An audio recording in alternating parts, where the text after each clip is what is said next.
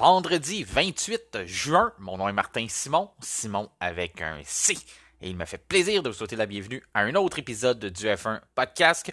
Aujourd'hui, c'est votre guide pour Autriche 2024 et on a de la grande visite. Quelqu'un est venu nous rejoindre, un de nos collaborateurs va m'assister aujourd'hui afin de vous fournir le plus d'informations possible pour que vous puissiez profiter pleinement de votre week-end de course. Au cours des prochaines minutes, on va retracer les différentes améliorations qui ont été apportées par les équipes pour ce week-end au Red Bull Ring. On va aussi parler des caractéristiques du circuit. Mais tout d'abord, voici l'actualité dans le monde de la Formule 1.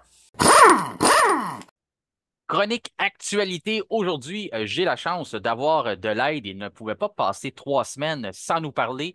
Et c'est le Hmm. champion de Formule F 2000, le pilote québécois Jean-Christophe Tran. Comment ça va, JC? Comme un vendredi, ça va super bien et toi? Ouais, ça va super. J'ai entendu dire que tu avais troqué ta voiture de course pour une tondeuse aujourd'hui.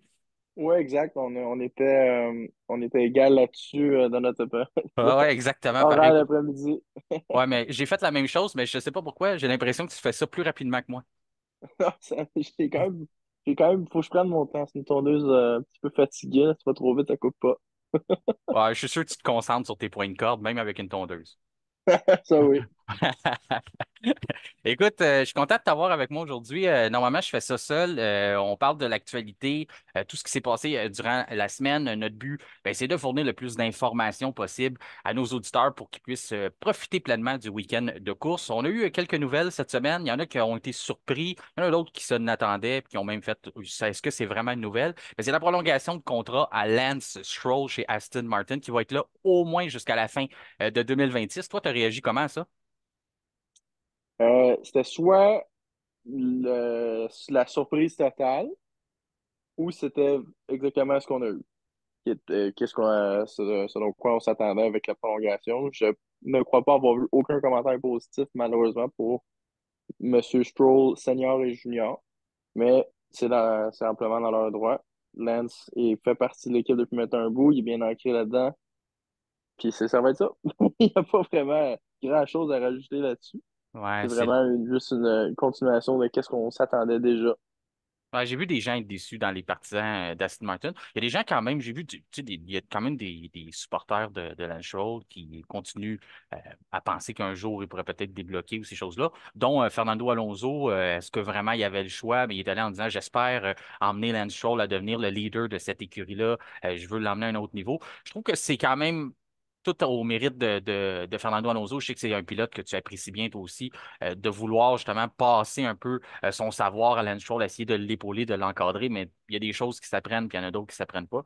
Je pense qu'au bout de la ligne, ce que je trouve malheureux, moi, c'est que je compare dans une équipe sportive, quand tu as la chance d'avoir une amélioration, il y avait un gars comme Carlos Sainz qui a toujours pas choisi sa prochaine destination, qui jongle un peu avec l'idée de se ranger du côté de Williams, du côté de Audi, leur projet Formule 1 qui s'en vient en 2026. Ah, ou sinon, ben là, tout d'un coup, on a Alpine qui est rentré dans le dossier avec l'acquisition de Fabio Briatore, maintenant qui a soumis un offre à Carlos Sainz, qui est venu un peu tout bousculer là, la décision de Sainz, qu'on était peut-être supposé d'avoir au Grand Prix d'Espagne. Finalement, ça a été reporté.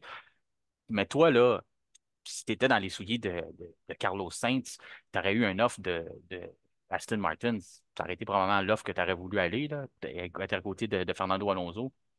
Non, certainement, être à côté de son idole de jeunesse, pour moi et pour lui, Oui. ça aurait été quelque chose de vraiment cool à voir deux Espagnols dans une équipe qui ont eu évidemment des très bons moments. Là, ça s'est calmé, malheureusement. Il y a un petit peu, ils sont vraiment dans une genre un remous qui n'a pas vraiment d'autres issues, on dirait. Ils sont vraiment restés là dans ce genre de purgatoire d'être la 6, 5e meilleure équipe sur une bonne journée. Mhm. Mais je trouve ça dommage un petit peu là, que il y a des sièges, c'est pas le seul Lance Stroll à avoir un siège, je dirais, on va dire sécurisé, on va dire ça comme ça. Mhm.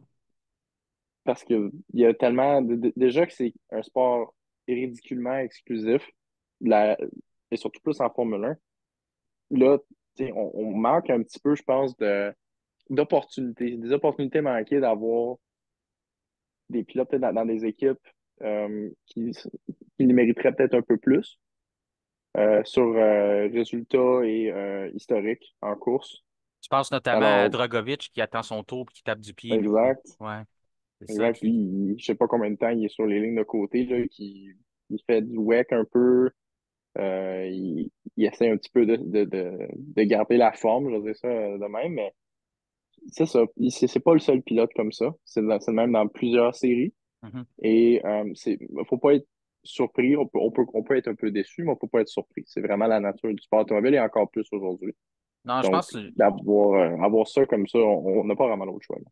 Non, je pense que tu l'as bien décrit. On peut être déçu, mais on ne peut pas être surpris. Il faut quand même tu sais, être honnête aussi que dans les derniers week-ends de course, Lance s'est rapproché de Fernando Alonso. J'ai un peu la même opinion que toi que tu partageais la dernière fois qu'on s'est parlé. Tu disais que l'écart que tu t'attends dans un partenariat entre un Sergio Perez et un gars d'exception comme Max Verstappen, tu dis j'aimerais ça le voir qu'il soit pas plus loin qu'un 2 dixièmes et demi. Ça, c'est ce que tu Mhm. as mentionné, puis je partage exactement l'opinion. C'est un peu la même chose que j'ai envers Lance Stroll et Fernando Alonso. Je m'attends Ouais. pas, je m'attends pas qu'ils battent Fernando Alonso, mais je veux juste qu'il soit proche. Puis ça, honnêtement, dans les derniers week-ends de course, on l'a vu. Est-ce que c'est tout simplement un hasard, une bonne passe pour Lance Stroll, ou c'est vraiment qu'il c'est ça, parce que c'est dur à dire avec Lance Stroll, c'est tellement des hauts et des bas. Il y a des week-ends qui a l'air tellement concentré, motivé, puis d'autres week-ends, il a l'air pas là. Il a l'air d'avoir hâte de se retourner chez eux, faire d'autres choses. Je sais pas qu'est-ce qu'il fait de ses temps libres, mais moi, c'est l'impression que j'ai, là. Tu sais, des fois, j'ai l'impression que, oh, c'est ça, bon, je suis là, j'ai 3 jours à donner, puis j'attaque mon chiffre fini, là. Comme un gars qui punch le lundi, puis qu'il est bien out, Ouais. c'est ça, puis que le vendredi midi, il commence déjà à taper du pied, là. Des fois, Ouais, le manque d'enthousiasme, la plupart du temps, se fait transperce l'écran et des fois, ça nous saute à travers l'écran. ouais, Là, c'est comme tu as dit, ouais, il y a un petit peu de retour de performance. Le retour, on va dire, il y a un petit peu de performance, mais on va dire là, où est-ce que, dans une situation comme ça, où est-ce que contre Fernando Alonso, oui, il est plus dans l'affaire de l'âge, il est rendu un petit peu plus vieux, mais c'est quand même Fernando Alonso. Il est capable de se rapprocher. Puis là, je crois que ça fait 2, 3 week-ends de course, il avait fait un commentaire du genre ah ben là, avec les commentaires que j'entends, je viens de le battre les coupes de dernier week-end, fait que c'est ça qui est ça. ouais. Ça, c'est pas l'attitude à avoir. Ça, c'est vraiment dommage. C'est comme la seule affaire positive qu'il y a depuis un petit bout, là, qui est capable, sur une session parmi tant d'autres, de pouvoir devancer Fernando. C'est le commentaire qu'il fait. C'est assez poche. Je trouve ça Ouais, vraiment puis dommage. Puis quand Fernando devance Lance Stroll, ben, il passe pas vraiment de commentaires. C'est sûr que ça serait bizarre pour un double champion du monde de dire Hey, je suis en avant de Lance Stroll. Mais il y a une chose, par exemple, il faut regarder, tu sais, j'ai dit, il faut être honnête, mais on va être honnête des deux côtés.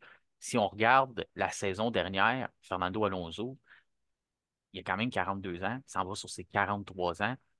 Ouais, Juste avant la pause du milieu de saison, il avait ralenti. Oui, Aston avait ralenti aussi, mais lui aussi, on voyait qu'il y a énormément de Grands Prix. Comme là, on passe 3 Grands Prix de suite. OK, il n'y a pas énormément de voyagement entre, euh, entre l'Espagne, l'Autriche et ensuite Silverstone. Il y a des Grands Prix en Europe, tout ça, mais on l'avait senti. Je ne sais pas si c'est juste de ma perception à moi, mais toi aussi, la saison dernière, comme quoi il avait ralenti un petit peu. Puis quand il est revenu là, de la pause d'été, mais là, on avait l'impression qu'on avait retrouvé le Fernando Alonso flambant neuf de dans ouais. le temps, jeune, revigoré, en forme.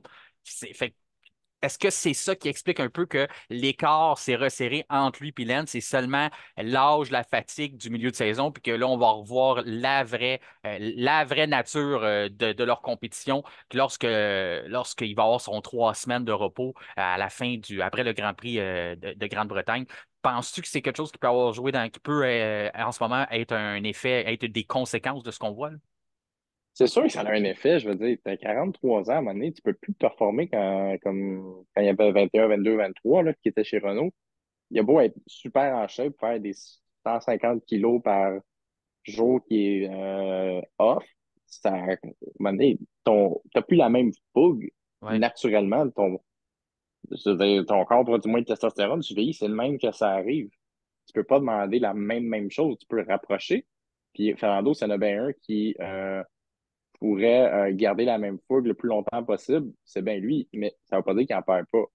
Fait que là, après ça, d'aller comparer ça à quelqu'un qui est ancré dans. Tu sais, il est pas un rookie de Lance Stroll, là. Ça fait non, longtemps qu'il est en F1, là. Ça va bientôt faire quoi, 7 ans? ouais, c'est Tu sais, c'est c'est du ça. temps, là. C'est du Hmm. temps il a vécu à travers plusieurs changements de génération. C'est rendu un vétéran. Ça me fait bizarre à dire. Fait on peut pas donner la comparaison de comme, ah, le jeune et le plus vieux. Les deux ont énormément d'expérience.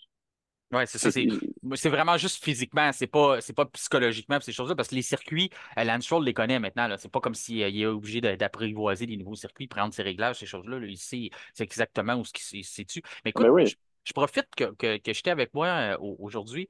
Tu es un pilote toi aussi, les gens le savent, ils sont rendus au courant de ça, je le dis à tous les fois.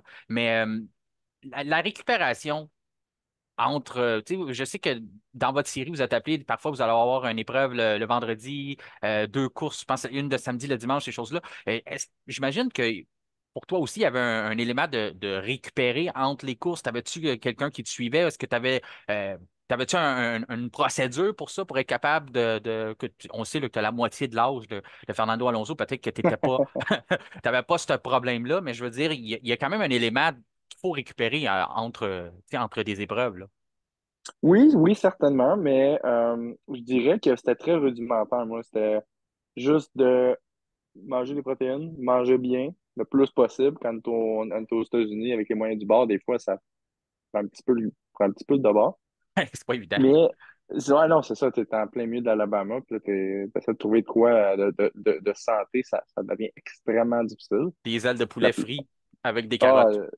L'affaire la plus proche, mettons, de la piste, c'est un gros Buc-ee's. Puis ce qu'il y a là-bas, c'est des affaires transformées, puis du brisket, puis des whatever, Ouais, là, puis des fois, les plein de circuits sel. sont dans des régions aussi quand même éloignées. Tu n'es pas nécessairement dans la ville aussi, ces choses-là. Fait que, Exact, exact, exact. Fait que je dirais, moi, mais par contre, cette année-là que j'étais aux États-Unis, j'avais Madame Isabelle Huot qui fait des plats préparés santé, qui m'avait commandité, fait qu'elle me donnait des plats. J'allais en chercher, puis je faisais dans une grosse glacière.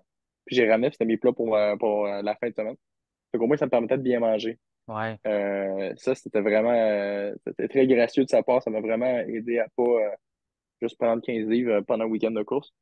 Parce qu'on a regardé, tu sais, la diète normale d'une équipe de course et tu sors le petit barbecue, puis tout le monde fait des hot dogs, des burgers. Mais moi, j'avais l'air, j'avais l'air un petit peu poche, là, avec moi. Poche, pas poche, poche, POSH. Mais avec mon petit peu préparé de poulet à la grecque, là, avec une petite salade feta. Fait que, le même, ça m'a aidé. Fait que oui, j'avais ce petit avantage-là. Mais sinon, c'est vraiment juste de prendre du repos. Je pense que c'est l'affaire la plus importante. C'est pas de négliger ça. Des fois, Mhm. on peut être stressé avant une course, puis on oublie d'un peu de dormir. Puis ça fait que on a vraiment, je dirais, pas autant d'attention la journée d'après. Quand tu manques un peu de sommeil, tu es trop préoccupé avec tes pensées avant de t'endormir, tu t'endors tard, tu te réveilles tôt, tu arrives à la piste. Des fois, cette différence-là, ça peut faire un immense monde de différence avec tes résultats sur la piste, des décisions dans le feu de l'action, des affaires comme ça. Mhm. Fait que, ouais, c'est vraiment juste, c'est les bases, en fait. Moi, je faisais pas tant de divergence de cette petite routine-là que j'avais. Fait que ça m'a aidé. Puis C'est ça. ça m'a aidé. Fait que c'est un facteur. Fait que c'est sûr que quand tu arrives à 42 ans, puis en Formule 1, mais tous les effets qu'on parle sur le corps, c'est encore multiplié fois 100 ce que ça fait. Fait que c'est sûr que la récupération, ben, ça se fait plus long. Fait que quand on a beaucoup de grands prix en ligne, mais tu sais, il y a plein de facteurs chez Aston Martin. Là. Tu sais, on le dit, oui, il y a Lance qui peut-être performe mieux. Il y a Fernando Alonso peut-être qui ralentit en milieu de saison comme qu'il avait fait la saison dernière. Il y a Aston Martin qui ralentit de leur côté aussi. On apporte Mm. des améliorations, on les comprend pas trop. Euh, ben, c'est ça. Mais d'un autre côté, je me transporte à ceux qui sont en train de voler la vedette à Aston Martin, de prendre pratiquement leur place, même s'il y avait un écart qui s'était creusé au classement, c'est Alpine.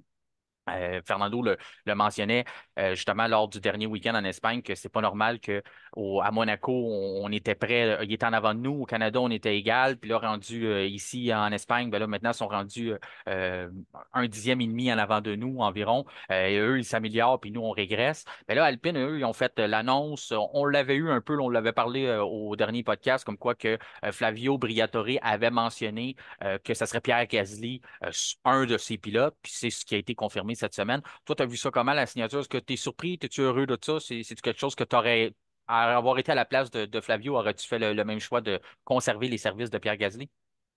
Oui, je pense pas qu'il y avait tant de bons choix autres que ça, tu sais, de prendre un autre pilote, de mettre dans un autre environnement complètement, ou d'essayer de l'attirer avec une équipe qui est un peu défaillante, ça devient difficile. Fait que quand tu as déjà un bon pilote qui est déjà ancré dans ton, qui est déjà ancré dans l'équipe, pourquoi changer ça? Pourquoi brasser un environnement complet pour pas grand-chose finalement? Fait que Pierre, dans le fond, c'est un choix safe, conservateur.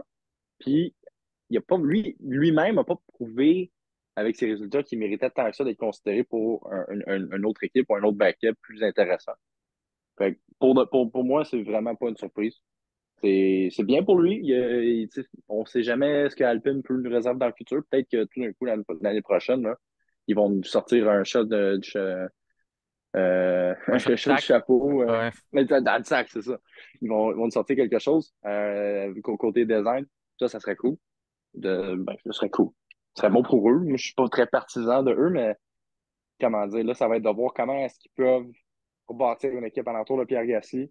Ça va être intéressant de voir. C'est ce siège-là chez Alpine, là, il est pas très convoité. Je crois avoir entendu beaucoup qu'il y avait eu des demandes, puis notamment Carlos Sainz, ou des envois d'offres pour le deuxième ou le premier, on ne sait pas encore, siège chez Alpine. Ils ont tous été pas mal refusés. On ne sait pas trop que ça a l'air. D'après moi, Ouais. ça devrait peut-être être Jack Doohan, vu qu'il est déjà dans l'environnement de l'équipe. Ouais, ben vois-tu, Euh, moi je pensais, si on s'était parlé la semaine dernière, j'y allais vers Douin. Mais parce que Bruno Famin semble l'aimer beaucoup. Sauf qu'on dirait mhm. que là, on n'entend plus parler beaucoup de Bruno Famin depuis l'arrivée de Flavio. Avec raison, Flavio, c'est un gars qui prend de la place.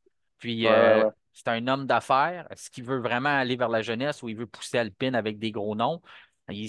Il n'a pas perdu de temps. Là. Quelques heures après être arrivé là, on entendait déjà parler qu'il s'était assis avec Carlos Sainz. Puis là, tout d'un coup, il avait déposé un offre concrète au clan Sainz. Puis là, la décision qui était probablement supposé être rendu en Espagne, là, tout d'un coup a été reporté. Fait que c'était quelque chose qui a quand même attiré l'attention de Carlos Sainz assez pour qu'il décide d'y De réfléchir. reporter. Ouais, puis Ben il avait oui. mentionné, il dit, moi, je veux prendre ma décision le plus vite possible parce que je veux me concentrer sur le reste de ma saison avec Ferrari. Puis là, d'un coup, on est rendu en Autriche, puis il mentionne pas qu'il va régler ça. Là. Ce qui était, tu sais, ça a complètement changé le- ce qu'on avait, le communiqué qu'on avait la semaine dernière à aller là. Fait qu'il y a quelque chose qui se passe. Fait que c'est pour ça que là, dans ce temps-là, on analyse un peu qu'est-ce qui est venu changer, là. Qu'est-ce qui a changé depuis la semaine dernière? Ben, c'est l'arrivée de Flavio, l'offre d'Alpine. On le sait que c'est pas Aston Martin qui est rentré dans le dossier parce que là, on voit que Lance Stroll a été confirmé. Donc, il se passe de quoi là? Toi, tu mentionnes, puis c'est ça, toi, tu n'irais pas nécessairement avec Carlos Sainz, tu n'irais pas nécessairement chez Alpine. Moi, ce qui me fait peur aussi, c'est quelle sorte de moteur Renault prépare pour 2026. On sait qu'ils ne sont pas les Exact. meilleurs. Et il y a des C'est rumeurs qui veulent certain. se retirer. Est-ce que c'est ça qui est en train de donner un peu qui est en train un peu de séduire Carlos Sainz, de dire hey, on est en train de s'entendre pour peut-être aller avec Mercedes puis plus fabriquer de moteur parce qu'il y a cette rumeur-là qui court aussi. Moi, je pense que ça fait partie d'une tactique de négociation avec la FIA parce qu'on n'aime pas les nouvelles réglementations de 2026 puis on veut mettre de la pression de dire écoute, nous, c'est trop compliqué, on va arrêter d'en faire des moteurs. Là. En tout cas, il y a Mhm. peut-être tout ça qui passe dans la balance, mais toi, de ton côté, tu trouves pas que c'est vraiment attrayant pour d'aller chez Alpine pour l'instant, même si on est en train de faire quand même un gros revirement. Là. On n'est pas encore rendu à ce que McLaren a fait la saison dernière, de retourner sa saison de côté. Là. Mais quand même, il faut souligner que dans les derniers Grands Prix, puis même, on va en parler un peu plus tard, là, aujourd'hui, ça semblait être une bonne journée aussi. Là. Ouais, exact. Il y avait affaire à ce qu'il y ait un gros retournement de situation après le début désastreux en saison. Mhm. Mais il y a quand même, avec, avec ce genre d'environnement-là, il y a quand même juste un air d'instabilité qui plane à travers l'équipe. Ouais. Beaucoup de changements personnels, encore une fois. C'est vraiment l'histoire récurrente de Renault, même en transitionnant chez Alpine.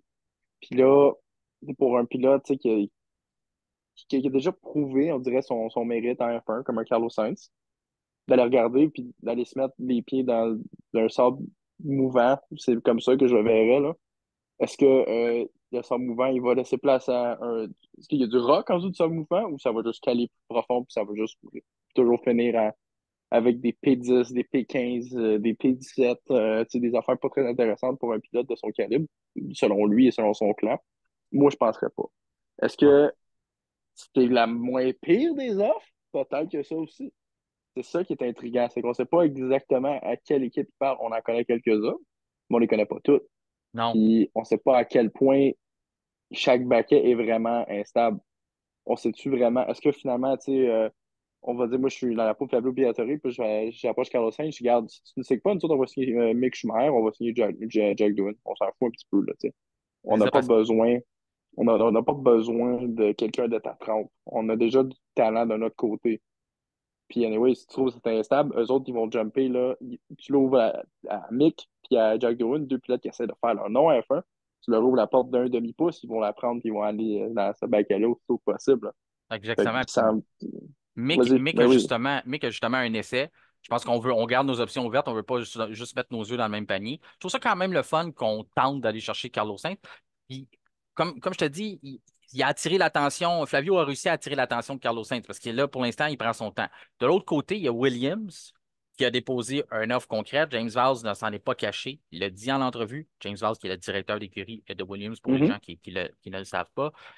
Puis lui, il a mentionné, il est ouvertement, il dit on va annoncé une grande série d'embauches. Et c'est justement mon autre nouvelle que je voulais aller avec.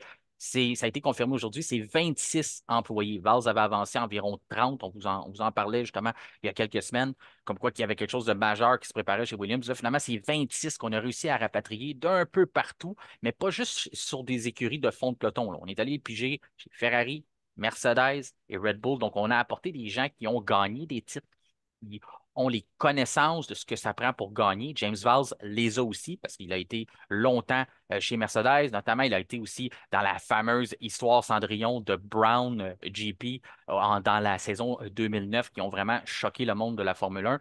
Donc, tout ça, là, James Valls il est en train de mettre ses pions en place. Il veut convaincre Carlos Sainz de devenir les 26 employés. Là. Mais ce qui est drôle, c'est qu'il est allé chercher l'annonce qu'on a eue aujourd'hui, c'est Matt Harmon qui a quitté Alpine au début de saison en voyant le désastre, que là, tout d'un coup, à partir de la semaine prochaine, va travailler au développement de la Williams. Est-ce que c'est assez pour convaincre quelqu'un de dire avec ce qu'il avait fait chez Alpine, est-ce que c'est là, ça me convainc d'aller chez Williams? Mais toi, Williams, tu considères ça comment comme offre sur la table? Est-ce que tu penses que c'est la meilleure offre qu'il y a possible pour Saints présentement? C'est une très bonne question.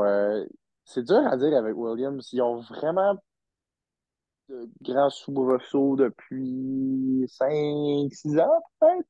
Depuis le temps où il y avait le duo Stroll et Massa, Hmm. qui avait des podiums, puis même Massa, c'était pas le char de l'année, comme on dit. Non, c'est plus des Mais surprises, là, c'est ça. ouais, exact. Il fallait qu'il y ait beaucoup de. Il fallait qu'il y ait une course un peu folle pour qu'on puisse espérer des résultats comme ça. Fait que, ça- James Falls, c'est au moins s'il y avait quelqu'un pour pouvoir diriger le cap du bateau le mieux possible, puis essayer d'aller espérer d'être dans les points constamment dans le futur approché. James Hall est la bonne personne pour ça. 26 nouvelles personnes, ça peut autant dire que c'est une excellente nouvelle, que tu apportes du monde avec de l'expérience, puis de l'expérience de gagnant, mais c'est aussi, je veux dire, un énorme point d'interrogation. Est-ce que ces gens-là vont bien geler ensemble? Est-ce qu'ils vont détester le fait de devoir travailler avec plusieurs personnes de domaine et d'expériences différentes? C'est tout ça. On ne sait pas comment est-ce que ça va geler. Ouais, il y a C'est quand même pas une garantie. il y a une cohésion Exact. installée quand même, ouais. Non, exact. Mais au moins, s'ils choisissent tous de faire partie du projet Williams, c'est qu'il y a une croyance en le projet Williams. Ça, c'est bien. Mais on n'a aucune idée de ce que ça veut dire. On ne sait même pas si ces personnes-là, dans cet environnement-là, d'équipes de moyens ou fond de peloton, vont être capables de performer. Ils ont de l'expérience de gérer une équipe qui allait déjà bien, pas de ramener une équipe dans les points. C'est totalement différent comme dynamique. Fait que là, ça va être de voir est-ce que ces gens-là sont aptes à faire ça ou ça va juste pas vraiment lever, puis on va devoir encore une fois faire une autre restructuration puis de la faire de manière différente. On ne sait pas. Ce qu'on Parce que sait, là, c'est qu'au moins, il y a des gens qui arrivent avec la croyance que le projet Williams, ça va pouvoir au moins mettre fin à terme avec des bons résultats dans le futur approché. ouais, parce que James Valls, quand il parle, ce que ça signifie, c'est que quand il parle avec des gens, il est capable de leur présenter un plan qui est capable de les convaincre, de les apporter dans le projet Williams. C'est pas quelque chose qui aurait fonctionné il y a de ça 1 an, 2 ans. Puis depuis quelques Grands Prix, même depuis le début de la saison, on n'est pas sur le momentum qu'on avait construit l'année passée, là. On a pris un peu un pas en arrière. Notamment, on va gagner 10 de plus. On est parmi les plus grands gagnants. Là. On va gagner 10 de plus en temps en soufflerie à partir du 1er juillet à cause qu'on est beaucoup plus, on est 2 positions plus bas au classement que ce qu'on était la saison précédente là, dans le dernier ajustement qui avait lieu au 1er janvier. Donc, ça aussi, ça peut aider aussi le développement de savoir qu'on va on va gagner 10 sur ce qu'on avait avant. Est-ce qu'on va réussir à l'utiliser à bon escient? On n'a pas une très bonne soufflerie chez Williams, donc quand même qu'on a bien du temps dedans, est-ce qu'on est vraiment capable de traduire ça en performance en piste? Ça reste à voir. La chose que je comprends, toi, tu en parles de ton côté, moi, j'en parle, puis on est capable de comprendre que c'est pas facile pour Carlos Sainz de prendre une décision parce que tous ses choix sont. Il y a des gros hauts puis des gros bas. Même chose pour Rudy, on n'a pas d'attente, on ne sait pas où ce qu'on s'en va, on regarde stack, puis on se dit, est-ce que c'est vraiment une année de transition? Est-ce qu'on est vraiment en train de préparer le projet 2026 de la façon qu'on a commencé la saison avec révolutionner le monde de l'écrou qui nous permettait de faire des arrows puits qui étaient une demi-minute, là, tu sais. Fait que la moitié d'une minute, en tout cas. Fait que ça pour dire, je peux comprendre que c'est long pour Carlos Sainz. Là, on mentionnait cette semaine un peu en primeur là, sur la F1 podcast, comme quoi que on va avoir du côté, on va avoir peut-être probablement, ça va se confirmer très bientôt, 2 jeunes en Formule 1. Donc, il y a Berman qui s'en va chez Haas, ça va être annoncé à Silverstone.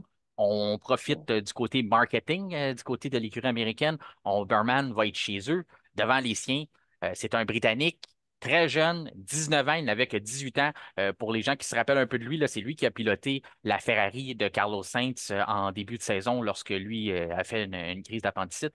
Donc, Berman, tu trouves ça comment, toi? Est-ce que tu es content de le voir arriver chez Haas? C'est un pilote Ferrari, là. Bien sûr, on lui trouve un poste parce qu'on a une entente avec Haas. Toi, tu trouves ça comment?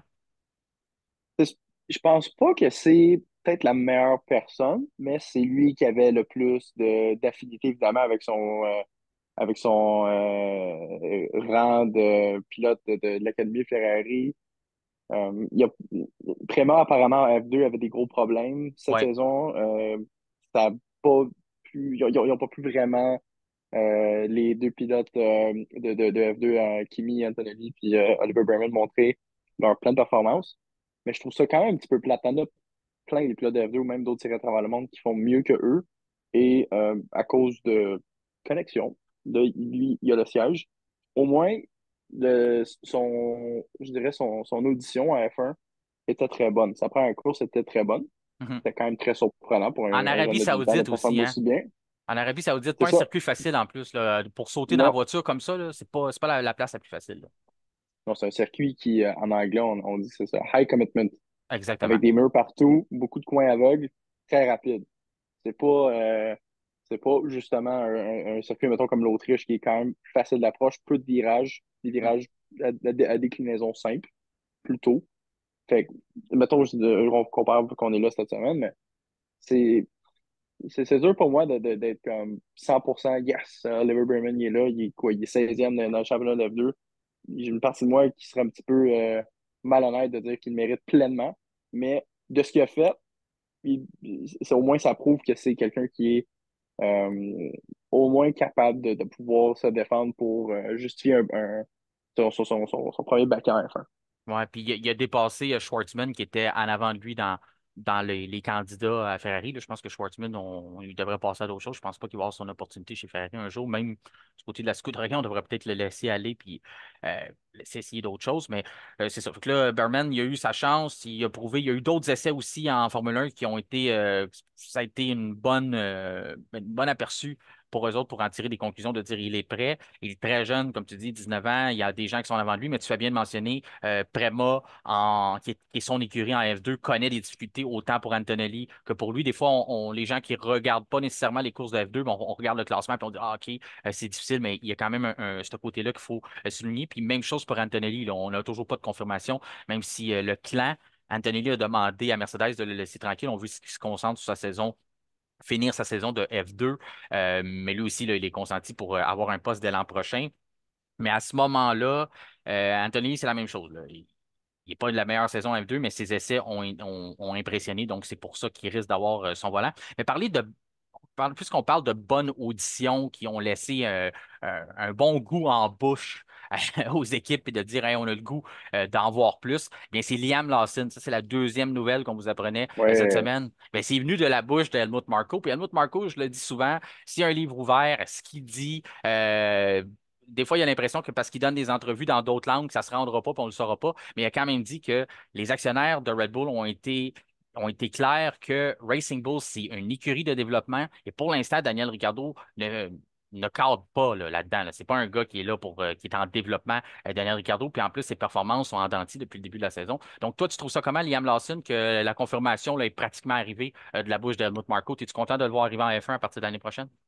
oui, oui, oui, oui. Il est à temps. Il est à temps qu'on se débarrasse de ce drôle de dynamique-là, là, d'avoir un pilote de 34 ans dans une écurie de développement, une écurie junior. Ça paraissait très mal, là, puis je comprends les actionnaires là, de finalement avoir mis le marteau sur le clou. Fait que, OK, les boys, on fait quoi, là? Daniel, il est pas en train de surqualifier Tsunoda d'une demi-seconde à chaque Grand Prix. Là. C'est pas la mer à boire, cette performance. Oui, il y a eu des flashs de brillance, là, mais par-ci par-là, avec des quatrièmes places en qualif puis des bons résultats en sprint, mais rien pour se jeter à terre. Fait que, qu'est-ce qu'on fait avec ça? Puis ils ont signé Sergio Perez. Fait que, il n'y a rien à faire pour ça, pour Daniel. Là. Donc, ils ont fait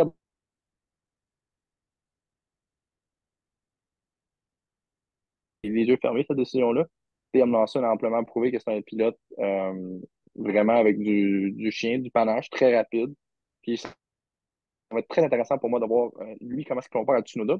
Tsunoda n'a pas eu, à part Pierre Gasly, qui était un petit peu plus vieux que lui, puis qui était très similaire, on n'a pas eu, je dirais, deux pilotes d'âge similaire, avec l'expérience similaire, aller tête à tête.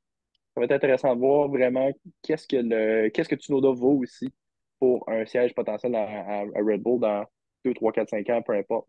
Et qui de ces deux pilotes-là va être peut-être le coéquipier de Max Verstappen dans quelques années. Ça va être c'est l'audition du siège Red Bull. Ça va être très intéressant pour moi. Puis Liam Lawson, il a mérité ce baquet-là. Il a bien attendu. Il a été bon garçon. Puis il a pas trop brûlé de pont là, en étant trop impatient. Fait que chapeau à lui. Il est bien hâte de voir ce qu'il a à faire. Ouais, puis tu fais bien de le mentionner, c'est quoi? C'est la première fois depuis à moins que je me trompe, depuis le partenariat Carlos Sainz puis Max Verstappen chez Toro Rosso, qu'on avait vraiment deux jeunes pilotes, là, un de 17 ans puis un Ouais. autre. Fait qu'on on revient vraiment à l'ADN, à la raison d'être, pourquoi on avait une deuxième écurie, qu'on avait deux volants supplémentaires en Formule 1. Il y a des gens qui sont sceptiques, là, ils disent ah, c'est pas Helmut Marko qui a le dernier mot, c'est Christian Horner qui décide, tout ça. Mais il faut rappeler là, qu'Helmut Marko, c'est lui qui s'occupe du développement des jeunes pilotes. C'est lui qui dirige l'académie. S'il y a une force, Helmut Marko, il y a beaucoup de défauts, mais sa force, c'est repérer les jeunes talents. Donc, s'il mentionne à Christian Horner, moi, là, c'est Lawson l'année prochaine. Puis je pense que Christian Horner là, est déjà d'accord avec ça parce qu'on avait fait la promesse à Lawson d'attendre un an, puis après ça, on lui trouverait une place. Puis, tu sais, Christian Horner, même chose, grand leader d'écurie, probablement un des meilleurs directeurs, peut-être même dans l'histoire dans la F1, mais du moins avec son succès et toutes ces choses-là. Mais côté repérer des talents, c'est pas nécessairement sa force. Là. Pour des gens qui ne savent pas, ben, lui avait une écurie en Formule 3, si je me rappelle bien. Puis je pense qu'il l'a toujours, qui Combien de s'appelle 3000 à l'époque? Ouais. ouais, Ardennes, tout ça? Ardennes, exactement. Puis il y avait un pilote, un dénommé Oscar Piastri, qui pilotait pour lui, puis il ne l'a pas référé à Helmut Marko, puis il ne l'a pas signé dans l'Académie Red Bull. Donc, il n'avait pas nécessairement vu le talent de Oscar Piastri. À la défense de Christian Horner, Oscar Piastri s'est développé sur le tard. C'est la saison après, une fois qu'on l'avait laissé partir, que là, tout d'un coup, il a collé 3 championnats en ligne, puis après ça, l'histoire est connue maintenant de tout le monde. Il est rendu en Formule 1, puis il forme un duo explosif avec Lando Norris. Mais quand même, fait que je pense que un bon leader connaît ses forces et est capable de déléguer, puis je pense qu'il reconnaît ça. Donc, si Helmut Marko dit là, qu'on passe à d'autres choses, puis de toute façon,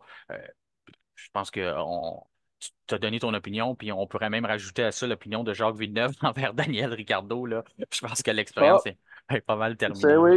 Là. Oui, oui, exact. C'était déjà, comment on dit ça, il a surpassé Ouais, son temps de bienvenue, ou c'est une expression ouais, anglophone, mais une bonne overstayed his welcome. traduction. Ouais, exactement, une bonne traduction de l'expression anglaise.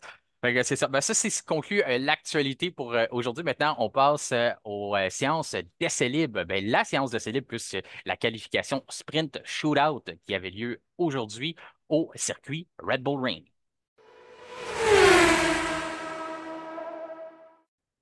Vendredi était le temps de lancer les préparatifs pour le week-end de course qui aura lieu sur le Red Bull Ring, un circuit de 4,378 km, des tours qui se déroulent à 69,42 du temps à plein régime. On parle d'un tour qui est le plus court du championnat avec seulement 64 secondes pour en compléter un. Des vitesses, les voitures peuvent atteindre des vitesses de 338,7 km à l'heure, seulement 10 virages, 3 à gauche, 7 à droite, 3 zones DRS. Je ne sais pas pourquoi, mais pour moi, c'est peut-être à cause de sa simplicité et sa complexité en même temps, mais c'est un de mes circuits favoris. De ton côté, Jean-Christophe, est-ce que tu aimes le Red Bull Ring? Certainement, c'est justement, comme tu dis, le fait que c'est un circuit qui est simple, on dirait que ça laisse place euh, à des bagarres. Vu qu'il y a beaucoup de lignes droites, comme tu as dit, il y a environ 70% du temps en plein régime. Ça compense un petit peu pour les défaillances des voitures avec leur régulation, comment elles sont configurées.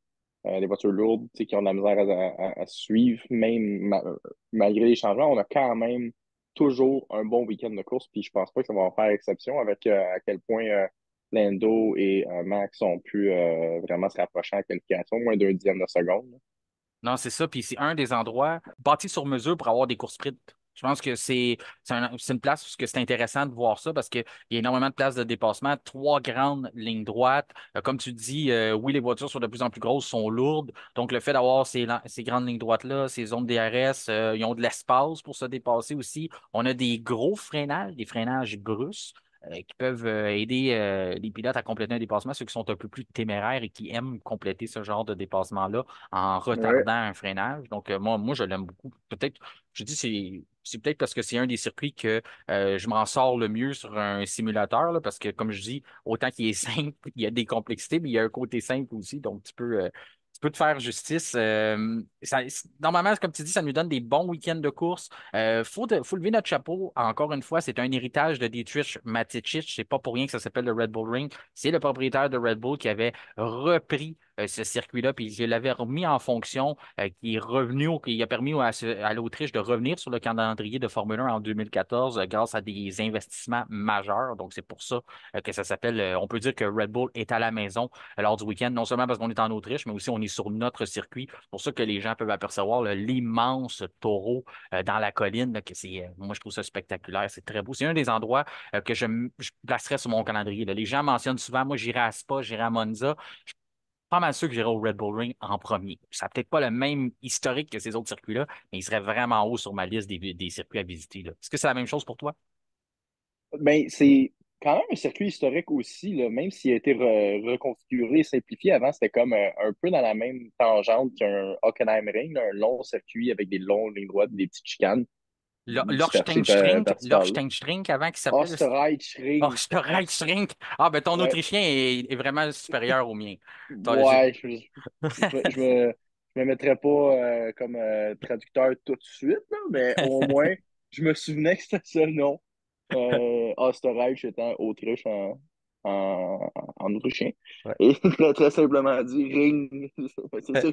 Fait que c'est pas plus compliqué que ça, mais Après effectivement, ça, il y il a est devenu quand le, même un circuit historique, ouais. après ça, il est devenu le A1 Ring, puis après ça, il a changé, c'est ça. C'est vrai, mais Ouais. oui, c'est vrai. C'était le A1 était le commentateur principal, mais oui, c'est vrai. Premier qui a gagné en 97, Jacques Villeneuve. Lorsqu'on est retourné là-bas, là, sur le A1 Ring, la seule victoire de Williams, notamment C'est là-bas, là. vrai, Hein, donc, c'est vrai. comme je disais, c'est ça, oui, simple, mais les équipes ont décidé de ne pas apporter beaucoup d'améliorations parce qu'on se tient loin des week-ends sprint. Donc, qui a apporté quelque chose pour le week-end? Ben, c'est McLaren. Ben oui, encore eux. L'équipe Orange Papaye qui a décidé de continuer. Là. On est sur un momentum. On est peut-être, on va en parler dans pas long. T'as ton opinion là-dessus. Je le sais. Est-ce qu'on est rendu la meilleure écurie? Est-ce qu'on a la voiture la plus rapide? Donc, on continue d'ajouter à ça. Ce qu'on a fait, c'est qu'on a modifié notre aileron avant.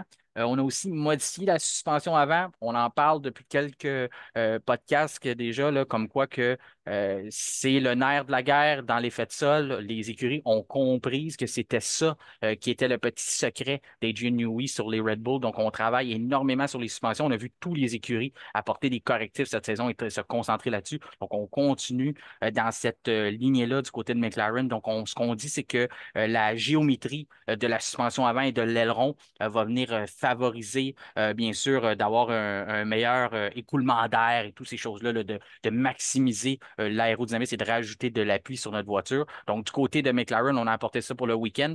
Du côté de Mercedes, c'est la deuxième des trois écuries qui ont apporté quelque chose. On a simplement modifié un peu notre aileron arrière pour réduire la traînée. On le mentionnait, trois grandes lignes droites. Donc, on veut éliminer ça au plus possible. On ne veut pas traîner un poids qu'on n'a pas besoin. On ne veut pas créer cette fameuse restriction-là dans le vent. Donc, on a travaillé un peu plus sur notre aileron arrière là, pour continuer à gagner des dixièmes de seconde et se rapprocher de nos adversaires. Puis du côté de Ferrari, on a des difficultés là, depuis une Coupe de Grand Prix à Montréal. On avait eu un regain de vie à Monaco. On pensait que peut-être qu'on était rendu la deuxième écurie derrière Red Bull. Finalement, là, on se demande si on n'est pas plutôt rendu quatrième. Du côté de Ferrari, ben, ce qu'on a fait, c'est qu'on a ajouté une ouverture supplémentaire pour le système de refroidissement. Il fait quand même chaud pour le week-end en Autriche, donc on a fait ça.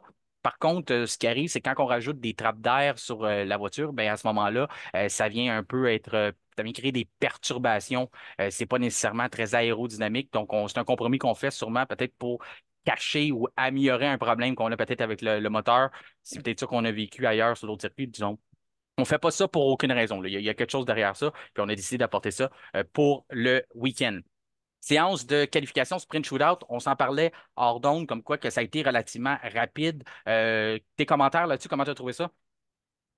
Très, très peu de surprises, mais beaucoup de confirmations. On a beaucoup d'incertitudes par rapport, justement, comme tu disais, à comment est-ce que les équipes se, se comparent vraiment après plusieurs Grands Prix qui sont en succession très différentes, avec des résultats très différents et ben, comment dire, avec des, des séances de pratique et de qualification très différentes de l'une à l'autre, mais souvent, un de course très similaire, celle qui est tout le temps la victoire de Max Verstappen. Mais on a toujours un peu la McLaren surtout celle de Lando Norris, qui se rapproche de plus en plus de constamment aller batailler pour une victoire. On dirait qu'il n'y a vraiment pas l'habitude de se trouver dans cette situation-là. Il se tire dans le pied un petit peu, souvent sur ses départs ou sur ses décisions, là, comme il a fait en Chine ou comme il a fait en Espagne. Mais moi, d'après moi, c'est la McLaren là, qui est la plus rapide. On n'a juste pas un pilote dedans qui a l'assurance d'un champion du monde comme un Verstappen pour aller chercher des victoires qu'il ne devrait pas normalement. Fait que c'est Ouais. ça qu'on voit beaucoup.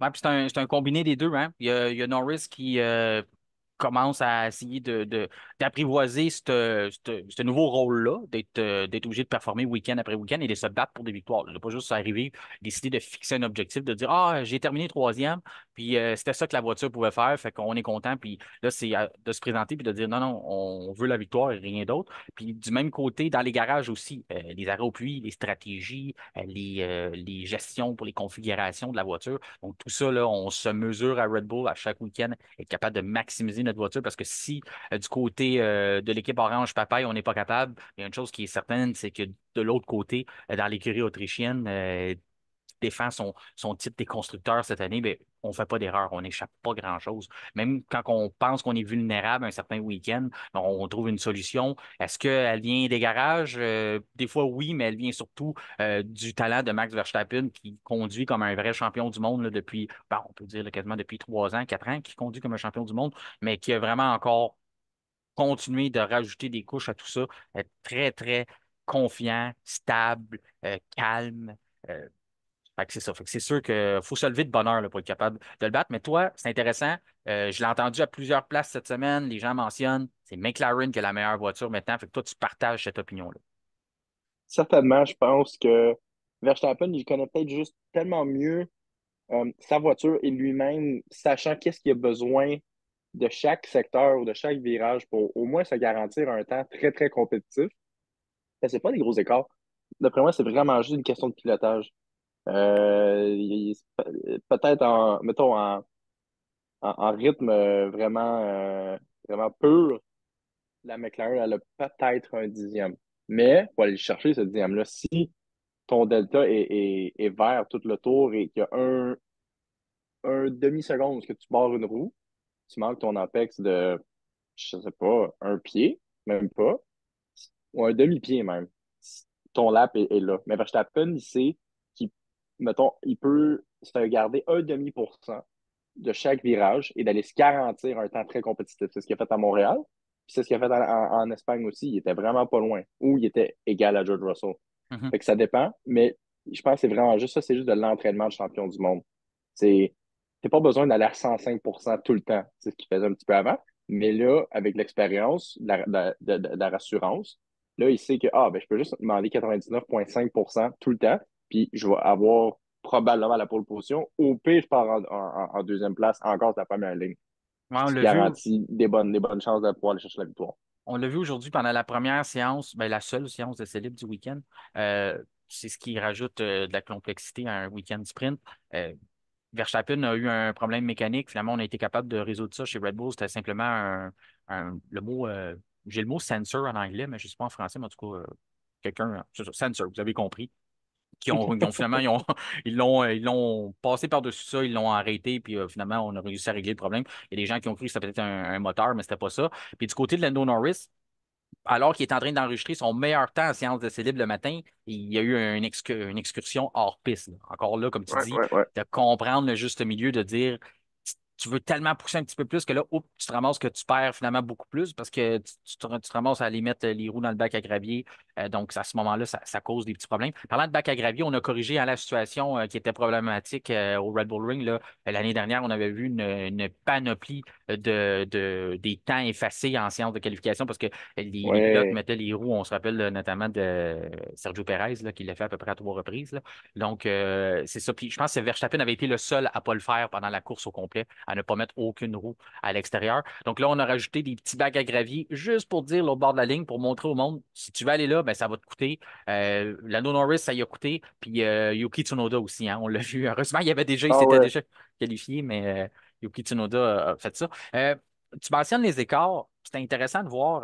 Verstappen a signé un temps de quand que je parlais de 64 secondes en un tour, bien c'est ça, là, 1 minute 4,686. Puis l'écart avec Lando Norris, c'était 0,093. Par contre, j'attire ton attention sur celle avec Piastri. Piastri qui a la même voiture que Lando Norris, lui est à 0,301. Donc, quand même 3 dixièmes de seconde qui le séparent entre lui et Verstappen. Donc, on peut dire que vraiment aujourd'hui, et depuis quelques grands prix, Lando Norris et Max Verstappen sont dans une classe à part. Là. Oui, oui, oui, oui. Les deux ont vraiment trouvé même si ont trouvé leur juste milieu avec Mhm. comment opérer leur machine, les deux. Verstappen, lui, il est juste plus habitué à ce niveau-là. Norris, il est encore en train d'essayer de trouver ses repères, mais tout de même extrêmement compétitif. Puis ça fait maintenant quelques grands prix qui, après des performances très surprenantes de Oscar l'année passée, où est-ce qu'on doutait des performances de Norris durant toute sa carrière, dû à quel point Oscar était compétitif aussitôt qu'il embarquait dans la voiture, dans sa première saison, ou deux. Ben là, il réaffirme un petit peu son poste de pilote numéro un, que c'est lui le leader de l'équipe, c'est lui qui va aller mettre les meilleurs temps le plus souvent possible. Peut-être pas les meilleures décisions en course, mais certainement le pilote avec le plus de constance et de plus de rapidité lorsque ça compte pour des séances de qualification en pratique au courant de cette saison-ci. Moi, ce Fait que qui c'est lui vraiment reste, intéressant de voir, j'aimerais vraiment qu'il y ait un bon départ Lando, là, soit en sprint ou en course, là, puis qu'il ait au moins cherché, qu'il puisse attaquer Max, avoir une vraie bataille. Là. On n'a pas eu aucune bataille, mais on a eu les deux c'est genre de position sur le podium. mais tu sais que Max Verstappen n'aime pas les week-end sprints, puis sa raison première pourquoi il n'aime pas ça, là. Puis je partage un peu l'opinion qu'il apporte. Il dit ça donne une deuxième chance aux écuries. Dans le sens Ouais, que tu choisis tes configurations. Normalement, un week-end standard, tu choisis tes configurations après 2 séances de libre le vendredi. Tu te ouais, présentes en qualification. Puis si tu t'es planté, tu vis avec ça. Là, les écuries, exact. maintenant, ils ont une chance d'aller non seulement faire une séance de qualification, faire une course sprint demain matin Et puis là, dépendamment de comment on a vécu ça, ben là, ça nous donne une deuxième chance de peut-être tout changer, puis d'avoir une approche différente pour la séance de qualification qui va servir pour le Grand Prix. Donc, c'est ça que Verstappen n'aime pas, en voulant dire, ça donne des laissés-passer à des écuries qui ont peut-être moins la touche comme Red Bull a de vraiment, ou même lui, parce que lui, il aide aussi Ben à oui. trouver les bons réglages rapidement. Là. C'est une de ses forces. Il arrive sur un circuit, c'est justement Pierre Vacher qui mentionnait ça, directeur technique maintenant de Red Bull, qui disait, moi, j'ai jamais vu un pilote qui embarque dans sa voiture, qui va au maximum, qui va chercher le maximum de la fenêtre de performance au premier tour. Donc ça, c'est sûr que c'est un atout important pour Red Bull d'être capable de trouver les bons réglages rapidement dans un week-end et d'être capable de construire là-dessus. Mais là, on dit dans un week-end sprint, ça donne une deuxième chance aux écuries. Donc, j'ai hâte de voir la McLaren, les temps, qu'est-ce que ça va ressembler lorsqu'on va se présenter, lorsqu'on va avoir notre deuxième chance après la course de samedi matin, lorsqu'on va avoir la qualification de samedi après-midi, qu'est-ce que ça va nous donner comme opportunité? Est-ce qu'on va être capable d'aller trouver là? Puis en même temps, ça va être une réponse à ta question de dire, il y a vraiment 1 ou 2 dixièmes qui est peut-être en banque dans la voiture, qu'on n'a pas été capable d'aller chercher aujourd'hui, on va être capable d'aller chercher demain avec une deuxième opportunité. Non, c'est ça, exact. Moi, je partage vraiment l'opinion de Verstappen. Puis maintenant que tu le dis, ça faisait un petit peu jogger ma mémoire. D'auparavant, c'était quoi ma réaction initiale des week-end sprints? Puis c'est ça qui est plate, c'est quand parce que ça a un mérite en soi, est capable d'aller chercher les réglages rapidement. C'est un atout. C'est pas ah ben là, si on donnait toute une chance à tout le monde, eh bien, c'est quoi vraiment les performances? Non, ça fait partie de l'esprit sportif. Mhm. On est conscient qu'on a juste 3 sessions de pratique, puis on doit vivre avec nos décisions.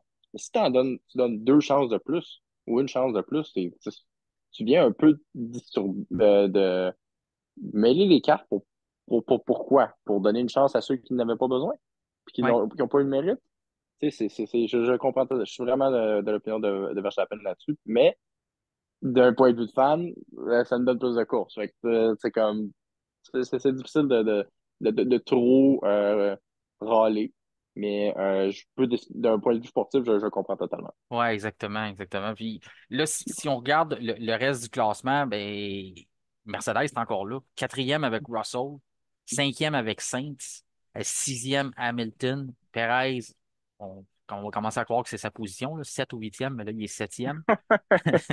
Malheureusement. Ouais, exact. On mentionnait Alpine, on en parlait en début d'épisode, comme quoi ils ont l'air d'être en train de revenir. On leur donne pas encore le tag là, du retour, comme McLaren, le retour exceptionnel de la saison dernière. Mais à un moment donné, il va commencer à falloir en parler parce que Ocon, 8e, 9e pour Gasly, donc encore un top 10 pour l'écurie française. Leclerc, 10e. Il est arrivé Ouais. un pépin, là, le moteur qui a arrêté. On lui a dit qu'il était en anti-stall. Mais je suis pas mal d'accord avec lui. L'anti-stall aurait fait que le moteur n'aurait pas arrêté, puis son moteur a arrêté. Donc, Ben, c'est vraiment, ça. D'un pluie en allant sur la piste, tellement dommage, ça. Puis ouais, au pire de moment, là. rien, ça, il était déjà super serré en temps. Il fallait qu'il sorte sur la piste pour pouvoir compléter un premier tour avant la fin du chrono ou du temps, tu sais, de la SQ3. Ouais. Puis, comment dire, hors de son contrôle totalement. Tu sais, puis là, c'est encore une autre situation de on dirait oui, ils ont changé son ingénieur, mais on dirait que c'est ce genre d'aura de comment est-ce qu'ils vont trouver une manière de se tirer dans le pied de Ferrari. Elle revient tout le temps un peu comme un chewing-gum en dessous de souliers qui ne s'enlève pas. C'est vraiment dommage. Puis j'espère que ça va changer, là. C'est vraiment plate. Je sais pas si tu as entendu les commentaires de Max Verstappen. C'est une conversation qui semblait, c'était filmé, on l'a entendu, mais ça avait l'air quand même une conversation en privé. Puis il a mentionné, quelqu'un lui demandait, qu'est-ce que tu penses si jamais c'était à Montréal? Qu'est-ce que tu penses finalement si la course est dans le sec? Il dit, ah, ça donne juste plus d'options à Ferrari pour faire une erreur.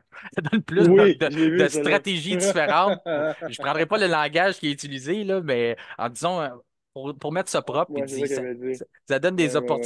des opportunités de plus à Ferrari de l'échapper. Ah non, c'est Donc, c'est pas juste entre nous autres qu'on se fait la joke. Les autres sont très conscients aussi de comment est-ce que Ferrari, je sais pas, on dirait que c'est un air de complaisance des fois. ouais. C'est moins sous-vasseur, mais c'est toujours un peu la dynamique qui est perçue, selon moi. Mais Un toi, peu tu de aimes comment beaucoup Ferrari, on là. est Ferrari. C'est ça, Ah, moi, ça vient d'un fan de Ferrari, là. c'est ça, exactement. Fait que je veux juste mentionner aux gens qui nous écoutent, qui disent, ah, Ouais.